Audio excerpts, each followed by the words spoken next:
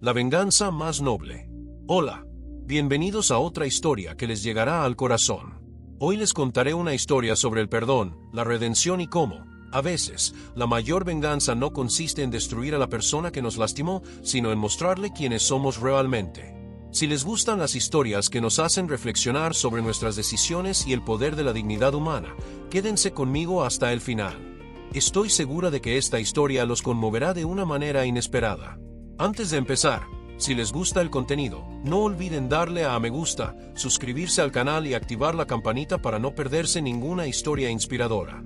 Y comenten abajo, ¿creen que es posible perdonar a alguien que destruyó su vida? Me encantaría saber su opinión.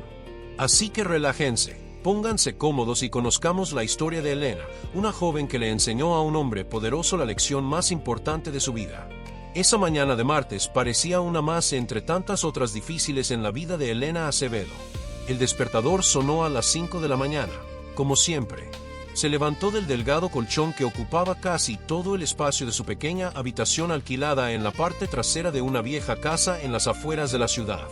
Con solo 24 años, Elena ya llevaba en la mirada un cansancio inapropiado para su edad.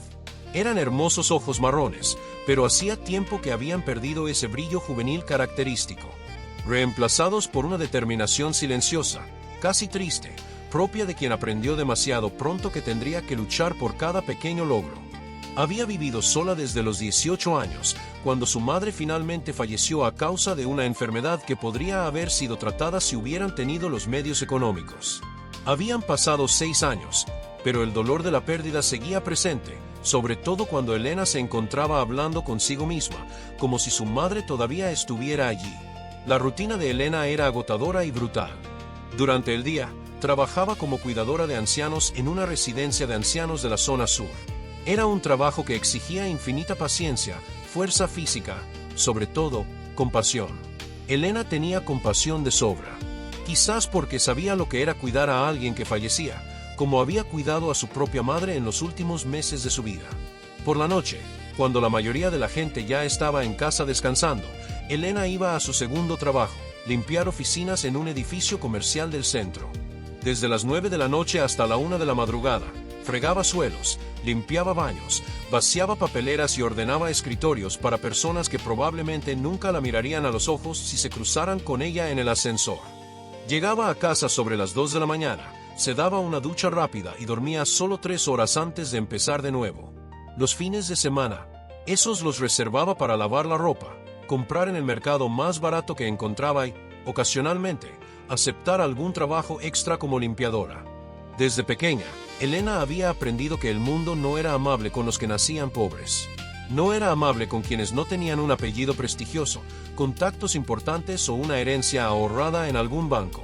Pero también aprendió algo que muchos ricos nunca descubren, aprendió sobre la dignidad. Aprendió que ser pobre no significaba ser inferior. Aprendió que la honestidad y el carácter no se compran, se construyen día a día, incluso cuando nadie nos ve. Su madre siempre decía, Elena, hija mía, nos pueden quitar todo, menos la dignidad. A eso solo nosotras podemos renunciar. Y Elena nunca lo abandonó. Esa tarde en particular, ocurrió algo inusual. La señora que Elena cuidaba enfermó temprano por la mañana y tuvo que ser trasladada al hospital. Como su turno fue cancelado, Elena tenía unas horas libres antes de ir al turno de noche. Decidió aprovecharlas para hacer algunos recados en el centro. Caminaba a paso ligero por la avenida Paulista, una de las calles más transitadas, cuando oyó un grito desesperado que cortó el aire como una cuchilla. ¡Socorro! ¡Que alguien ayude! ¡Hijo mío! Elena se detuvo de inmediato. Su corazón se aceleró. Por una fracción de segundo, el instinto de supervivencia le susurró que siguiera caminando. Después de todo, meterse en problemas nunca terminaba bien para alguien como ella. Pero ese pensamiento duró solo una fracción de segundo. Sin pensarlo 2 veces, corrió hacia los gritos. Un coche de lujo, un Mercedes-Benz negro reluciente, se había detenido bruscamente en medio de la calle. Las puertas estaban abiertas. Un niño de unos 7 años yacía en la acera, completamente inconsciente, con el rostro pálido y los labios empezando a teñirse de morado. A su alrededor, se formaba ese típico círculo de curiosos que todos conocemos, gente con el móvil en la mano, grabando, comentando, pero nadie ayudando realmente. Un conductor uniformado, visiblemente desesperado, intentaba llamar a alguien con manos temblorosas, que apenas podía sostener el teléfono.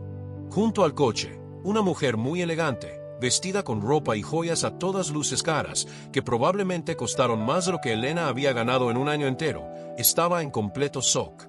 Se quedó mirando a su hijo en el suelo, paralizada, incapaz de reaccionar. Elena no dudó. Se abrió paso con firmeza entre los curiosos. «Disculpe. Por favor, quítese del camino». Se arrodilló junto al niño, sintiendo el cemento áspero y caliente bajo sus rodillas. Su formación en primeros auxilios, que había recibido años atrás al cuidar de su madre enferma, volvió a su mente como si fuera ayer. Con una calma impresionante para alguien tan joven, Elena revisó las constantes vitales del niño. Acercó la oreja a su boca, respiración débil pero presente. Comprobó su pulso, rápido, irregular. El niño tenía los ojos en blanco. «Se está ahogando», dijo Elena en voz alta y firme. «Necesito espacio. Todos, retrocedan ya». La multitud se retiró. Elena giró al niño de lado y comenzó a aplicar la maniobra de English adaptada para niños. Una vez, 2 veces, 3 veces. Al cuarto intento, el niño tosió con fuerza. Un caramelo se le escapó de la garganta. Empezó a respirar con más facilidad, jadeando, y luego abrió los ojos, confundido y asustado.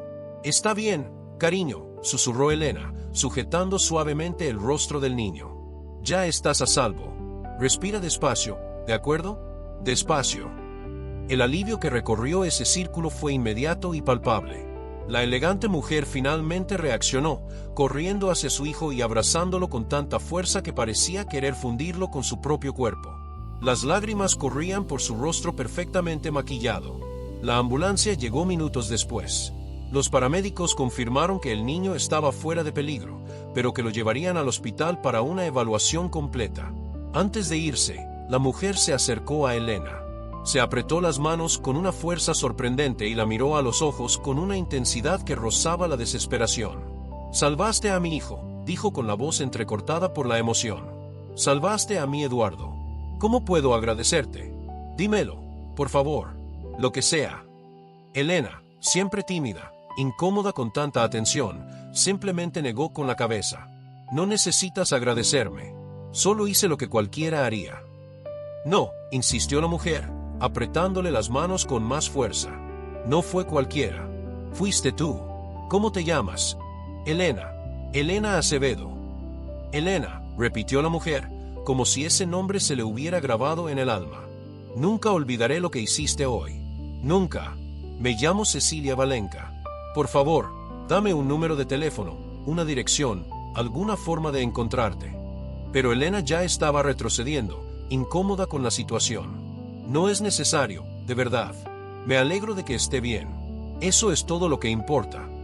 Y antes de que Cecilia pudiera insistir más, Elena se alejó y desapareció entre la multitud que se dispersaba.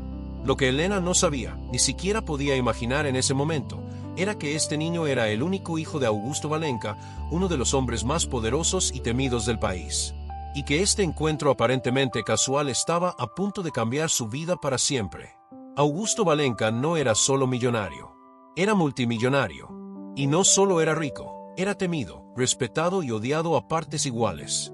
A sus 52 años, Augusto había construido un imperio inmobiliario que se extendía por todo el país. Su nombre figuraba en edificios comerciales, condominios de lujo, centros comerciales e incluso complejos hospitalarios. Valenca Incorporacoes era sinónimo de poder e influencia. Pero este imperio no se construyó con ética ni compasión. Fue construido sobre escombros, literalmente. Augusto tenía fama de demoler barrios enteros de familias pobres para construir sus urbanizaciones de lujo. Compraba políticos, jueces y funcionarios públicos como quien compra piezas en una tienda. Para él, todo tenía un precio. Absolutamente todo. Incluso el sufrimiento ajeno. Las familias que se resistían a vender sus casas recibían misteriosamente avisos de desalojo basados en documentos dudosos. Los pequeños empresarios que competían con sus intereses veían como sus negocios se hundían sin explicación aparente. Los testigos de sus fraudes desaparecían o cambiaban de opinión de la noche a la mañana. Augusto nunca se ensuciaba las manos, por supuesto. Siempre había alguien para hacer el trabajo sucio. Abogados, contadores, secuaces. Él solo firmaba papeles y contaba ganancias. Su esposa, Cecilia, provenía de una familia tradicional y se había casado con él por conveniencia social. Mantenían una relación fría y superficial. Ella gestionaba la imagen pública de la pareja, asistía a eventos benéficos y fingía ignorar el origen del dinero que sustentaba su lujoso estilo de vida. El único punto de luz en la vida de Augusto era su hijo, Eduardo. Ese niño de 7 años era la única persona por la que Augusto sentía algo genuino. Amor verdadero, no calculado, no egoísta. Y fue precisamente Eduardo quien lo confrontaría con su pasado más oscuro. Cuando Augusto Valenca llegó al hospital sirio-libanés esa tarde, venía de una reunión de negocios. Había recibido la llamada desesperada de Cecilia mientras cerraba un contrato de 20 millones de reales. Encontró a Eduardo ya estable, jugando con una tableta en su habitación privada, como si nada hubiera pasado. Los niños tienen una increíble capacidad para recuperarse rápidamente. Augusto lo abrazó con un alivio que lo sorprendió. No era hombre de mostrar sus emociones. Fue entonces cuando Cecilia contó toda la historia, cómo Eduardo se había atragantado, cómo la gente lo estaba filmando, cómo una joven sencilla, vestida con humildad, había salvado la vida de su hijo sin dudarlo. No quería nada a cambio, dijo Cecilia, todavía incrédula. Nada, Augusto. Ni dinero, ni siquiera una tarjeta mía. Simplemente se fue.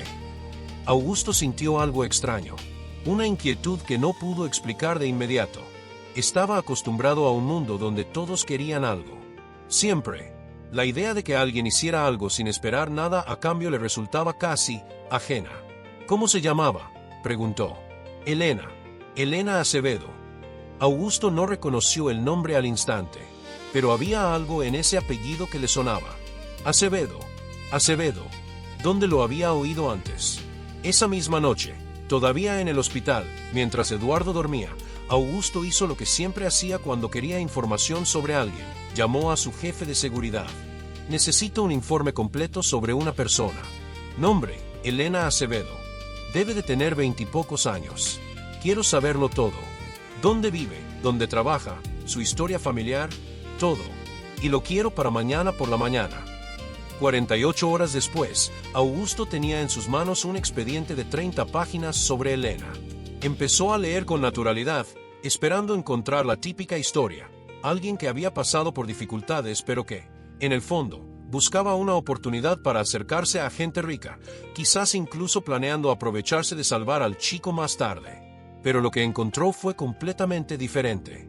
Elena Acevedo, de 24 años, huérfana. Tenía 2 trabajos, a veces 3. Nunca tuvo problemas con la ley. Nunca se vio envuelta en escándalos. Pagaba sus cuentas a tiempo, incluso si eso significaba comer arroz y huevos durante semanas. Pero fue cuando Augusto llegó a la sección de historia familiar que se le heló la sangre. Nombre del padre, Miguel Acevedo. Ese nombre golpeó a Augusto como un puñetazo en el estómago.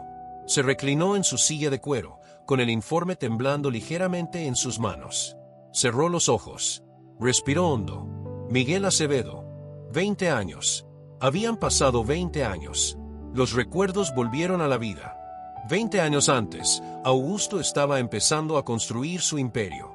Ya era rico, pero aún no era el magnate en el que se convertiría. Buscaba contratos de transporte para sus proyectos, necesitaba una flota. Fue entonces cuando conoció a Miguel Acevedo. Miguel era dueño de una pequeña empresa de transporte llamada Acevedo Transportes. No era gran cosa, solo 5 camiones, pero era un negocio honesto, construido con trabajo duro. Miguel tenía una reputación impecable en la región, entregaba a tiempo, cobraba de forma justa y trataba bien a sus empleados. Augusto inicialmente propuso una sociedad, pero Miguel, tras analizar los términos, la rechazó. Dijo que las cantidades ofrecidas no cubrían los costos reales y que no trabajaría con pérdidas, sin importar quién fuera el cliente. Para Augusto, eso fue una afrenta. Nadie le dijo que no. Nadie. Así que hizo lo que siempre hacía cuando no conseguía lo que quería de la manera tradicional, inventó otra forma. Falsificó documentos que indicaban que Miguel había inflado un contrato anterior con una empresa pública. Plantó pruebas. Sobornó a funcionarios para que declararan en su contra. Utilizó sus contactos en la prensa para desatar el escándalo. En cuestión de semanas, Miguel Acevedo, un hombre honesto que jamás había cometido un solo fraude en su vida, estaba siendo investigado por corrupción. El proceso fue brutal. Miguel perdió todos sus contratos. Los bancos cancelaron sus préstamos. Sus camiones fueron confiscados. Su reputación, forjada durante 15 años de trabajo honesto, quedó destrozada en cuestión de días. Miguel intentó defenderse. Contrató abogados con el poco dinero que aún le quedaba. Pero ¿cómo podía luchar contra alguien con el poder y los recursos de Augusto Valenca? 6 meses después del inicio del escándalo, Miguel Acevedo fue encontrado muerto en su coche dentro de su garaje. El tubo de escape estaba conectado al interior del vehículo.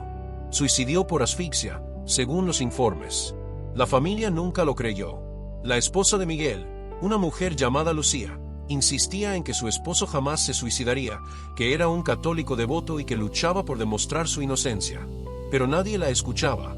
Sin su esposo, sin dinero y con el peso de un apellido ahora asociado al escándalo, Lucía comenzó a marchitarse. Desarrolló una profunda depresión. Su salud física se deterioró rápidamente. Necesitaba tratamientos que no podía costear. Elena, que solo tenía 4 años cuando perdió a su padre, creció viendo a su madre desmoronarse lentamente. A los 18 años, cuando Lucía finalmente falleció, Elena estaba completamente sola en el mundo. Augusto sabía todo esto. Había seguido el desarrollo de la tragedia de la familia Acevedo desde la distancia, con la misma frialdad y calculadora forma en que seguía los informes financieros de sus empresas. Y nunca le importó, ni lo más mínimo. Miguel Acevedo era solo otro obstáculo que debía ser eliminado del camino. Daños colaterales. El precio del progreso. O al menos así es como Augusto siempre se lo justificaba. Hasta ahora. Hasta que descubrió que la joven que había salvado a su hijo, que se había arrodillado en la dura acera para administrar primeros auxilios a un niño desconocido, que no quería nada a cambio, era la hija del hombre cuya vida él había destruido sistemáticamente. Augusto pasó la noche en vela, mirando el informe. Las coincidencias eran demasiado crueles para ignorarlas. Elena, la hija de un hombre al que había destruido, había salvado la vida de su hijo. La única persona en el mundo a la que Augusto amaba de verdad le debía la vida a la hija de alguien a quien Augusto había llevado a la muerte. Por primera vez en décadas, Augusto Valenca sintió algo que no había experimentado desde su juventud: culpa genuina. No solo incomodidad o inconveniente, sino culpa real, pesada, asfixiante. Y miedo. Miedo a que esto saliera a la luz. Miedo al que dirán. Miedo a perder todo lo que había construido. Pero más que eso, por primera vez, Augusto se vio obligado a enfrentarse a lo que realmente era, un hombre que había pasado décadas destruyendo vidas para construir edificios. Augusto pasó una semana entera atormentado. No podía concentrarse en las reuniones. Se sorprendió viendo a Eduardo jugar e imaginando a Miguel mirando a Elena de la misma manera. Un padre que amaba a su hija. Tenía planes para su futuro. Quería protegerla del mundo. Y luego, que todo eso le fuera arrebatado. Finalmente, Augusto tomó una decisión. Necesitaba ver a Elena. Necesitaba, ¿qué exactamente? Ni él mismo lo sabía. Pero necesitaba hacer algo. Le ordenó a su asistente que localizara a Elena y le enviara una invitación a su oficina. La invitación era cortés pero firme. Decía que el señor Valenca quería agradecerle personalmente por salvar a su hijo y hablar sobre una compensación adecuada. Elena recibió el sobre en su casa un domingo por la tarde. Cuando vio el remitente, Valenca Incorporacoes, se le aceleró el corazón. Valenca. Ese nombre quedó grabado en su memoria como un hierro candente. Solo tenía 4 años cuando murió su padre, pero recordaba cosas. Fragmentos. Su madre llorando en la habitación. Hombres trajeados sacando muebles de la casa. El nombre Valenca susurraba con miedo y rabia. A medida que crecía, Elena recompuso las piezas. Preguntó a sus tíos, a sus antiguos vecinos. Leyó viejas noticias en la biblioteca. Armó el rompecabezas completo de la destrucción de su familia. Y sabía exactamente quién era Augusto Valenca. Durante años, Elena albergó una rabia silenciosa. Soñaba con venganza, con justicia. Se imaginaba enfrentándose a él algún día, echándole en cara todo lo que había hecho. Pero la vida le enseñó que la ira solo consume a quien la siente. y que personas como Augusto Valenca nunca pagaron por sus crímenes, no en este mundo. Así que Elena aprendió a vivir con el dolor. Aprendió a canalizar su energía para sobrevivir, no para buscar venganza. Pero ahora, con esa invitación en la mano, se dio cuenta de que el destino era demasiado irónico para ignorarlo. Había salvado a su hijo, sin saber quién era, solo porque era lo correcto. Y ahora él quería verla. Elena pasó 2 días decidiendo si ir o no. Una parte de ella quería romper la invitación y tirarla a la basura. Pero otra parte, la parte que quizás aún necesitaba algún tipo de cierre, quería mirar a los ojos al hombre que destruyó a su familia. El jueves, Elena se puso su mejor ropa, simple, pero limpia y planchada, y se dirigió a la dirección indicada. El edificio Valenca Incorporacoes resultaba intimidante. 30 pisos de cristal y acero, dominando el horizonte. Elena entró en el vestíbulo de mármol, sintiéndose completamente fuera de lugar entre ejecutivos con trajes caros y mujeres con tacones altísimos. Dio su nombre en recepción. La atendieron de inmediato con una deferencia que la sorprendió. Una asistente la acompañó hasta un ascensor privado que subía directamente a la planta superior. Las puertas se abrieron a una lujosa antesala. Otra asistente la guió por un pasillo hasta una puerta doble de madera maciza. «El señor Valenca le espera», dijo la mujer al abrir la puerta. Elena entró. La oficina era absurdamente grande. Una pared entera de cristal ofrecía una vista panorámica de la ciudad. Cuadros caros en las paredes. Muebles que probablemente costarían más de lo que Elena ganaría en 5 años. Y en el centro, detrás de una mesa enorme, estaba él. Augusto Valenca. Se levantó cuando Elena entró. Era alto, con el pelo canoso peinado hacia atrás y un traje impecable. Tenía una presencia imponente, el tipo de hombre acostumbrado a dominar los entornos con solo entrar en ellos. Pero Elena notó algo en sus ojos. Cansancio, miedo, culpa. «Señorita Acevedo», dijo con voz controlada pero con una tensión subyacente.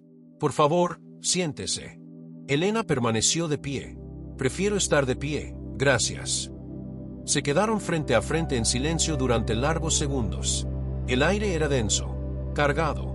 Fue Augusto quien rompió el silencio. «Sé quién es usted», dijo directamente. «Sé que es la hija de Miguel Acevedo». Elena sintió que todo su cuerpo se tensaba, pero no mostró sorpresa. «Y yo sé quién es usted», respondió con voz firme. «Siempre lo supe». Augusto cerró los ojos por un momento, como si esas palabras fueran un golpe físico. «¿Sabías cuando salvaste a mi hijo?» «No», respondió Elena. «Solo lo supe cuando recibí tu invitación. Cuando vi el apellido Valenca». Augusto asintió lentamente. Caminó hacia la ventana, dándole la espalda a Elena. Era más fácil hablar sin mirarla. «Destruye a tu familia», dijo, y su voz tenía un tono extraño. No era una disculpa, todavía no. Era solo la constatación de un hecho. «Falsifiqué pruebas contra tu padre porque se negó a trabajar conmigo bajo mis condiciones. Usé todo mi poder para arruinar la vida de un hombre honesto». Elena sintió que las lágrimas le quemaban los ojos, pero no las dejó caer. «Mi padre era un buen hombre», dijo con la voz ligeramente temblorosa. «Nunca le robó nada a nadie. Trabajaba 16 horas al día para darle a su familia una vida digna. Y tú lo destruiste como si no fuera nada». Augusto se giró. Por primera vez en décadas, tenía los ojos húmedos. «Lo sé», dijo simplemente. «¿Y tu madre?» «Mi madre murió lentamente de tristeza», lo interrumpió Elena, incapaz de contener la emoción. «Pasó 10 años deteriorándose. No teníamos dinero para un tratamiento adecuado. La cuidé sola desde los 14 hasta los 18 años. La vi renunciar a la vida porque no soportaba la injusticia de lo que le ocurrió a mi padre. Y aún así», dijo Augusto, con la voz casi en un susurro, «salvaste a mi hijo». Elena se secó las lágrimas que ahora fluían libremente.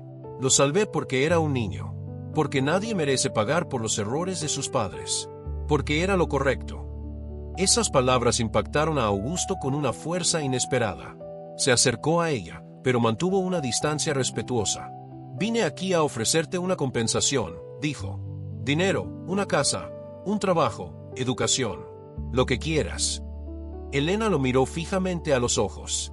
«¿Crees que el dinero arreglará lo que hiciste?» «No», admitió Augusto. «Pero es todo lo que puedo ofrecer». «No lo es», dijo Elena, y su voz ahora tenía una fuerza diferente. Tienes una opción. Puedes seguir siendo el hombre que destruye familias para construir edificios, que compra silencios y falsifica pruebas. O puedes, por primera vez, intentar arreglar al menos una de las vidas que destruiste. ¿Cómo? Elena respiró hondo. Admite públicamente lo que le hiciste a mi padre. Limpia su nombre. Devuélvele la dignidad que le robaste a mi familia. Augusto palideció. Lo que ella pedía podía destruir todo lo que él había construido. Demandas, investigaciones, la caída de su imperio.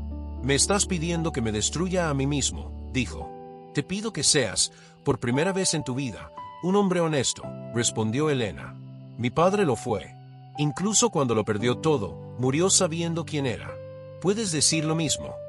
Augusto Valenca pasó las siguientes semanas en una batalla interna como nunca antes había experimentado. Tenía todo el poder del mundo para hacer desaparecer a Elena. Podía amenazarla, silenciarla, destruirla como había destruido a tantos otros. Pero cada vez que pensaba en ello, veía el rostro de Eduardo. Su hijo estaba vivo, gracias a ella. Y por primera vez, Augusto comprendió algo: el poder sin conciencia no es poder. Es simplemente una tiranía eventual. Entonces hizo algo que conmocionó a todos los que lo conocían. Convocó una conferencia de prensa. Frente a las cámaras de los principales canales de noticias del país, Augusto Valenca, uno de los hombres más poderosos de Brasil, admitió haber cometido fraude durante 20 años de negocios. Empezó con el caso de Miguel Acevedo. Detalló cómo había falsificado documentos, comprado testimonios y destruido a un hombre inocente. Se disculpó públicamente con la familia. Pero no se detuvo ahí. Reveló docenas de otros casos. Familias desalojadas ilegalmente de sus hogares. Documentos falsificados. Sobornos a funcionarios públicos. La reacción fue inmediata y brutal. Las demandas comenzaron a afluir.